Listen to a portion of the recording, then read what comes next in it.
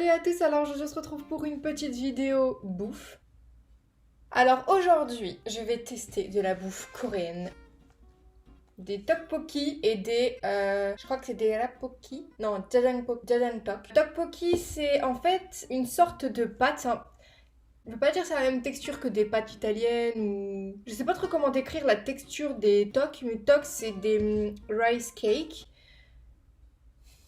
Traduction française, des gâteaux de riz, mais en fait, c'est pas des gâteaux de riz. Ils appellent ça des gâteaux de riz, mais c'est pas des gâteaux de riz. Ça ressemble à ça. Alors ça, c'est piquant. Et l'autre, c'est avec la sauce jjajang, plat super connu en Corée. Normalement, les jjajangmyeon, ça se mange avec des nouilles spéciales pour jjajang. Jjajang, c'est le nom de la sauce. C'est de la sauce soja fermentée. Normalement, ça se mange avec des nouilles myeon. Perdu, secours. Ah, la panique! Normalement, ça se mange avec une sauce piquante légèrement sucrée, comme ceci. Sauf qu'ils la font dans cette version. Quand j'étais en Corée, je voulais les goûter, mais je n'avais pas eu cette occasion, parce que j'en avais pas trouvé tout simplement. Mais parce que j'étais bête, hein, parce qu'ils en font partout en fait. Des tteokbokki en général, ils font des restaurants où ils en vendent. C'est plutôt une nourriture de rue, donc street food. Tu peux les trouver un peu partout, mais les variantes, je crois que tu les trouves peut-être plus dans des restaurants. Style les jjajangtok, je crois que tu peux les trouver plus dans un restaurant que vraiment les tteokbokki. Ça paraît tout le temps dans les vidéos ça. La version du coup épicée, elle se trouve vraiment partout.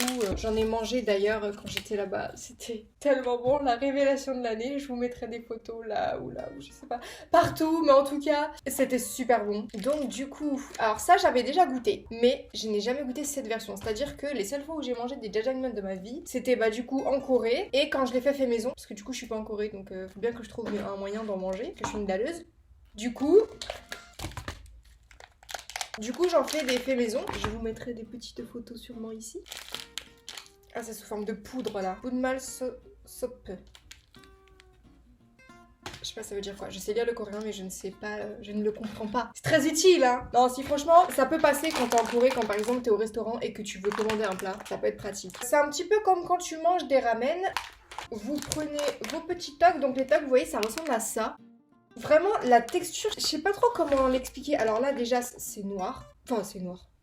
C'est dur. C'est tellement bon, ces trucs. Et c'est super simple niveau préparation. Vous mettez de l'eau jusqu'au tray qu'il y a à l'intérieur. C'est un peu comme les ramen. Je sais pas si vous avez déjà mangé des cups ramen. C'est des ramen que vous achetez dans des pots comme ça. Mettez de l'eau jusqu'au tray. Je sais pas si vous allez bien voir le tray. Normalement, vous les voyez. Donc, vous les mettez jusqu'au tray. Ensuite, vous mélangez un petit peu avec la sauce au micro-ondes pendant 2 à 3 minutes, je crois. Voilà, c'est ça, 2 à 3 minutes selon la puissance de votre micro-ondes. Et après, vous me dégustez. Plus on avance dans le temps, plus la sauce elle est un petit peu épaisse. Vous allez voir, quand je vais le faire chauffer, ça va être...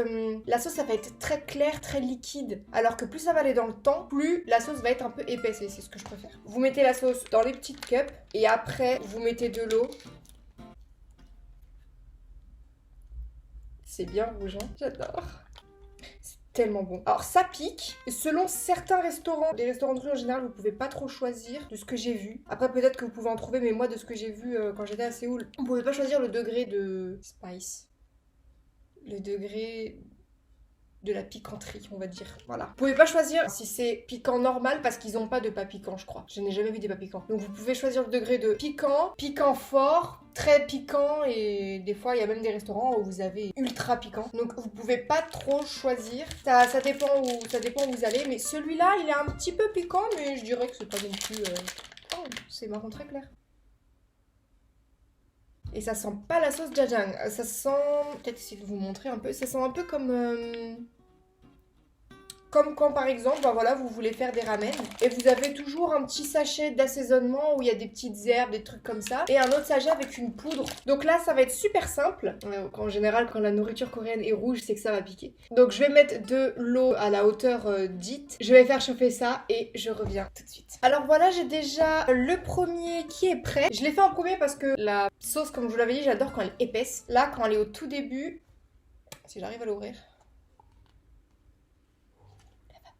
Je vais pas trop pencher, ça commence déjà à s'épaissir, j'adore. Je vais vous prendre plutôt avec mon téléphone. Là, je filme actuellement avec mon ordi, d'ailleurs j'espère que la qualité sera bien. La sauce est assez liquide et vous allez voir quand je reprendrai une photo tout à l'heure, la sauce elle sera beaucoup plus épaisse. Là, elle est un petit peu liquide, elle reste pas trop sur les tocs.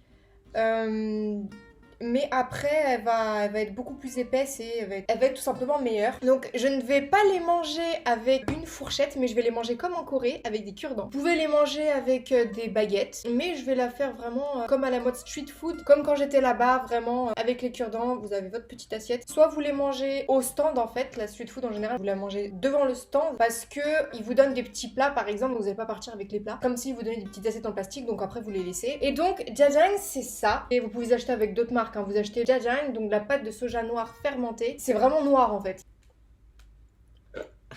C'est vraiment complètement noir et ça a une odeur, alors faut aimer. Moi j'adore l'odeur. Je pourrais sniffer ça tout le temps. Donc quand je dis que c'est noir, c'est que c'est vraiment noir. Les jjajang tteok sont prêtes.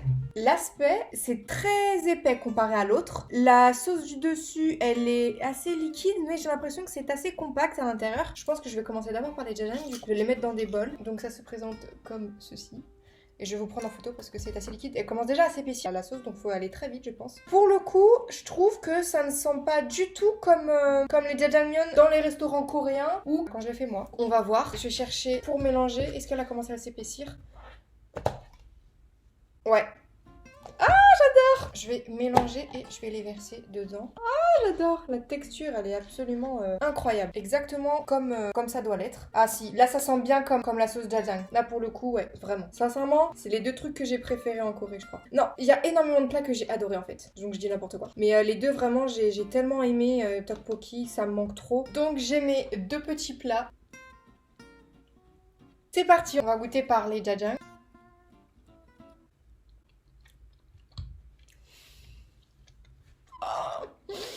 Salut Marie-Joseph. Ça a le même goût en fait. C'est légèrement piquant. Je m'attendais pas du tout à ça. Ouais, c'est légèrement piquant. Mais c'est super bon.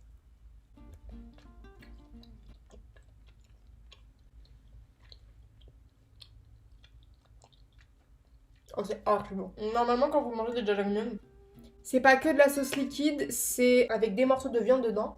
En général du bœuf. Le jjajangmyeon traditionnel, nouilles, la sauce que je vous ai montrée, avec de la pomme de terre, carottes, oignons. Et c'est tout. Super simple. C'est archi bon. J'adore. On va goûter maintenant les tteokbokki.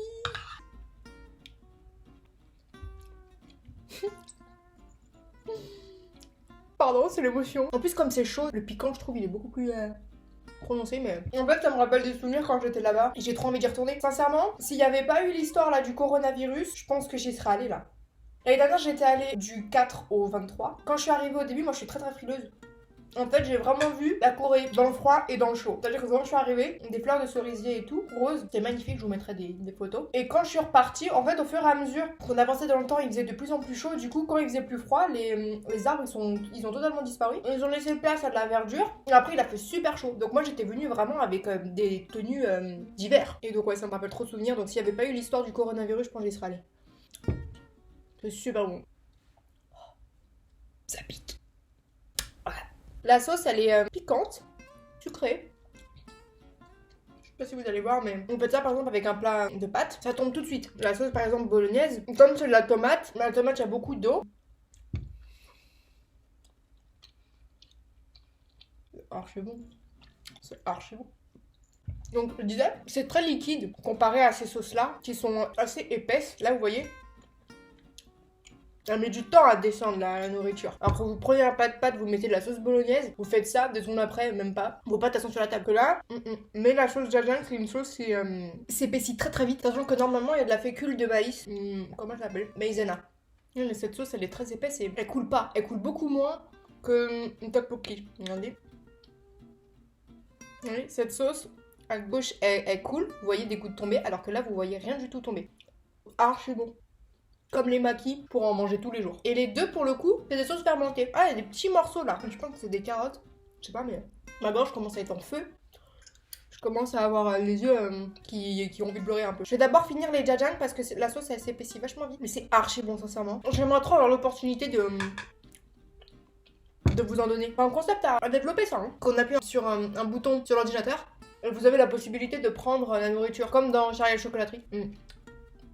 voyez, la sauce elle s'épaissit vraiment avec le temps à cause de justement cette maïzena. En France, la maïzena, eux, je sais pas, ils utilisent quoi. Mais moi, quand je fais des jajangmyeon, je mets de la maïzena. Mais au début, la sauce elle est très liquide parce que vous mettez de l'eau. Vous faites chauffer vos légumes, vous rajoutez un petit peu de jajang. Ensuite, vous rajoutez de l'eau, vous laissez couvrir pendant quelques minutes, je sais plus combien de temps exactement. Et après ces quelques minutes, c'est pour laisser justement le temps que les pommes de terre cuisent. Vous rajoutez un petit peu, vraiment un petit peu, selon la quantité que vous avez, bien sûr. C'est trop bon.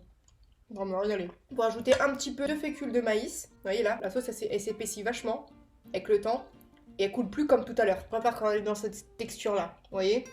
Tout à l'heure, j'aurais pas pu faire ça quand je vous ai montré dans le cup parce que tout de suite, elle était très liquide. Donc oui, vous rajoutez la fécule de maïs et instantanément, vraiment instantanément, la sauce elle s'épaissit. La maïzena est souvent utilisée dans les sauces pour l'épaissir. Quand vous faites des jajangmyeon, c'est pareil. Ou la sauce jajang, c'est pareil.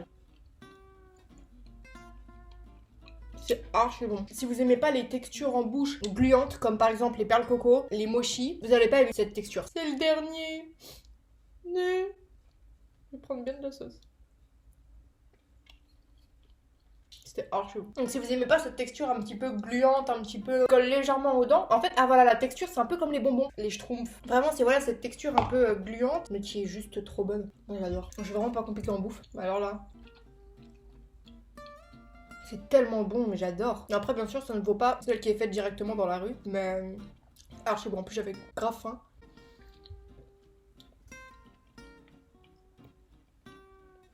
Non, vraiment, c'est trop bon. J'adore. Et je vais m'en racheter plus souvent. Après, cette boutique, elle est quand même chère. C'est Funso, à Paris Nord. Faudrait que j'en trouve à d'autres endroits, des moins chers. Mais comme je l'avais dit, celle-là, le tteokbokki, je l'avais déjà acheté une fois. Tu vois, je l'avais jamais testé, mais je me suis dit, mais pourquoi pas faire une vidéo de dégustation où je teste les deux. Alors, franchement, à la base, je voulais faire un versus. Jajangtok versus tteokbokki.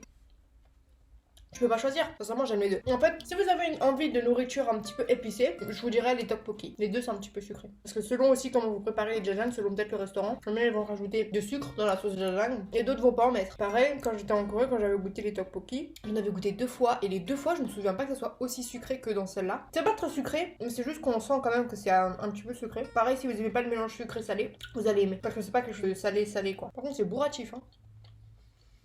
C'est lourd. Donc selon vos humeurs, vous allez préférer l'un ou l'autre. Si vous avez envie de manger un petit peu de légumes, un petit peu de féculents, alors je pense que les rice cakes, ça peut être considéré comme des féculents, sachant que c'est du riz, mais de la pâte de riz. En tout cas, si vous voulez un petit peu de légumes et tout, je vous conseillerais ceci, sachant que normalement... Mon chaudron, il a sauté. Si vous voulez quelque chose de pas piquant, je vous conseillerais les jajang. Même si ceux-là, ils piquent, je trouve. Je sais pas pourquoi. Parce que toutes les fois où j'ai mangé des jajangmyeon dans ma vie, ça piquait jamais. Alors c'est pas un plat coréen les jajangmyeon, c'est un plat chinois-coréen. C'était le plat que j'étais le plus intriguée, curieuse de goûter en Corée. Oh, ça pique hein.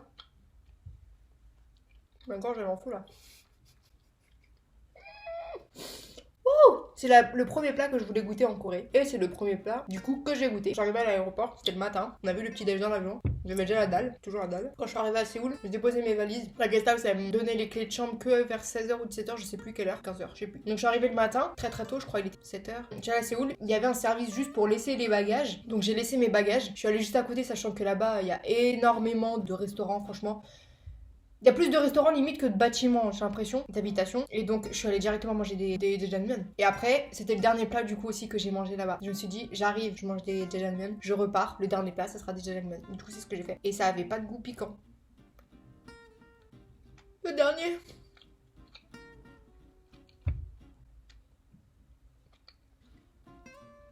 Voilà. Bon.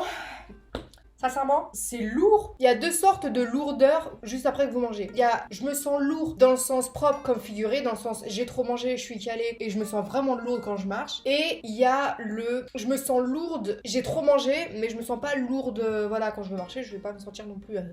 Donc je me sens à la fois lourde vraiment et à la fois ça va. Mais je me sens ouais là lourde dans le sens où j'ai bien mangé, ça reste bien dans l'estomac. Après je pense que s'il y en avait un petit peu plus je serais écœurée parce que là je commence un petit peu à voilà. Ça fait un peu trop de rice cake. Ça suffit. Je pourrais pas choisir parce que comme je vous l'ai dit, ça dépend vraiment de l'humeur dont vous êtes, de ce que vous avez envie de manger. Je pourrais pas choisir parce qu'il y a des jours où j'aurais énormément envie de tteokbokki, il y a des jours où j'aurais énormément envie de jajangmyeon. Franchement les deux... J'aime les deux. Donc voilà, c'est tout pour cette vidéo. J'espère qu'elle vous aura plu. N'hésitez pas à me dire ce que vous en avez pensé dans les commentaires. Lequel vous auriez aimé le plus manger. Sachant qu'il y en a un très très rouge et un très très... Alors là pour le coup c'est... Ouais, c'est marron noir, donc dites-moi lequel vous auriez aimé le plus goûter. Si vous avez aimé la vidéo, n'hésitez pas à la commenter, du coup à me dire d'autres idées de vidéos dans les commentaires, des idées de nourriture que vous voulez que je teste, des restaurants. Si vous avez des questions sur la Corée, à vous abonner et je vous dis à la prochaine pour de nouvelles vidéos. Bye!